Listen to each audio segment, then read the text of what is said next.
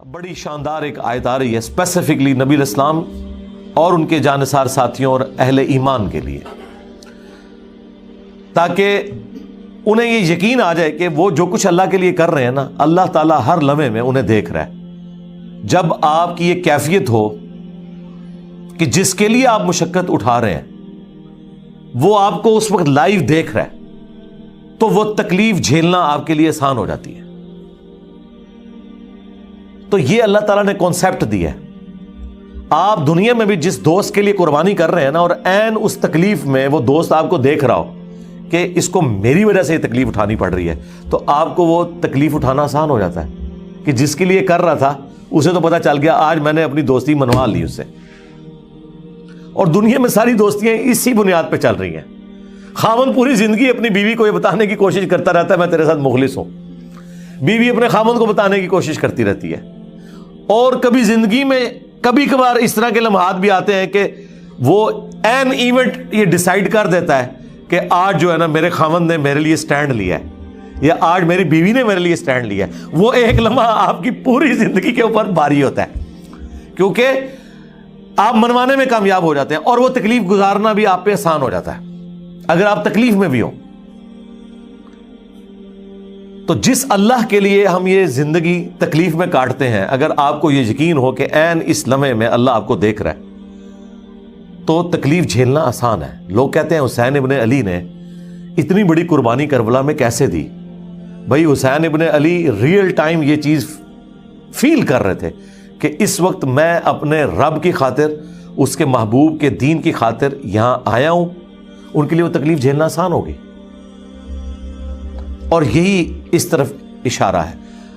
وَمَا تَكُونُ فِي شَأْنٍ، اور اے نبی تم کسی حال میں بھی ہو، وَمَا تَتْلُو مِنْهُ مِنْ قُرْآنٍ، اور جب کبھی بھی تم قرآن کی تلاوت کر رہے ہوتے ہو کبھی ایسا نہیں ہوتا، وَلَا تَعْمَلُونَ مِنْ عَمَلٍ، اور نہ کوئی عمل تم کر رہے ہوتے ہو نیکی کا۔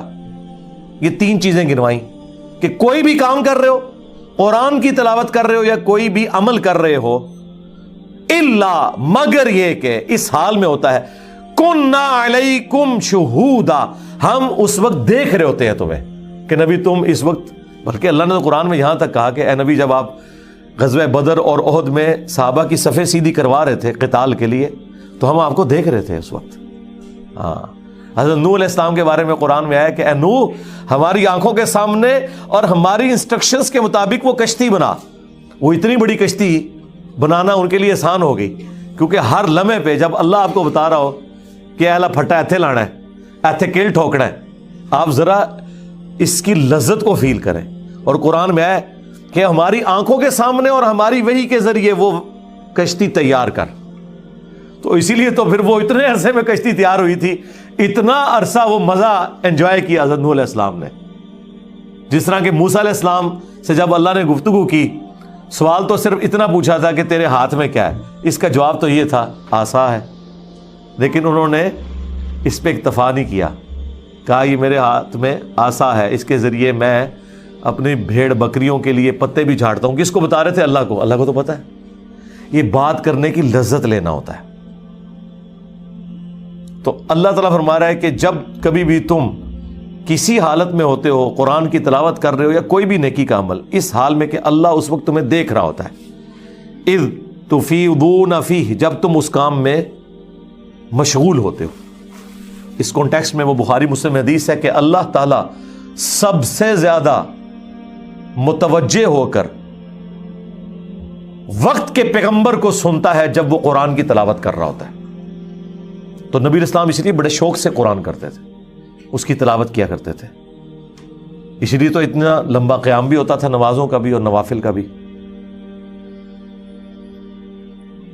تو جب تم ان کاموں میں مشغول ہوتے ہو اللہ تمہیں دیکھ رہا ہوتا ہے۔ وَمَا يَعْزُبُ عَنْ رَبِّكَ مِن مِّثْقَالِ ذَرَّةٍ فِي الْأَرْضِ وَلَا فِي السَّمَاءِ، اور اے نبی تمہارے رب کی نگاہوں سے کوئی ذرے کے برابر بھی چیز نہ تو زمین میں اور نہ آسمان میں،